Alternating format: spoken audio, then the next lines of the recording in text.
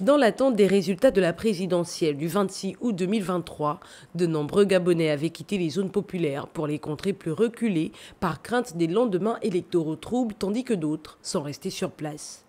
Tous n'avaient qu'un seul rêve, le changement. J'étais au 27, il était 4h, 5h. Au soir du 30 août 2023, j'étais chez moi, en attendant la délibération des résultats des élections présidentielles.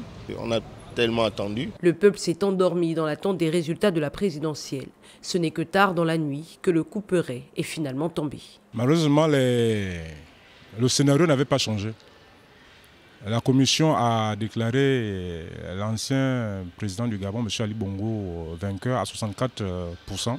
Mais c'était sans compter sur la volonté des militaires, déterminés à ne plus cautionner une nouvelle forfaiture électorale. Nous, forces de défense et de sécurité, réunis au sein du comité pour la transition et la restauration des institutions, au nom du peuple gabonais et garant de la protection des institutions, avons décidé de défendre la paix en mettant fin au régime en place. C'est une véritable libération.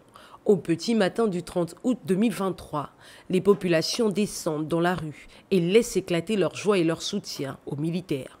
Je vous assure que ça a été, je pense, l'un des plus beaux jours de notre vie. J'ai commencé à cogner un peu de partout, j'ai réveillé mon épouse pour dire non, il y a quelque chose qui a bougé, il y a les militaires à la télé, viens, il faut... on a coulé une larme. De l'idée d'une nouvelle illusion électorale à l'intervention de l'armée, tout s'est accéléré dans cette nuit du 30 août qui, 2 ans après, résonne encore dans la conscience de nombreux Gabonais comme un coup de libération.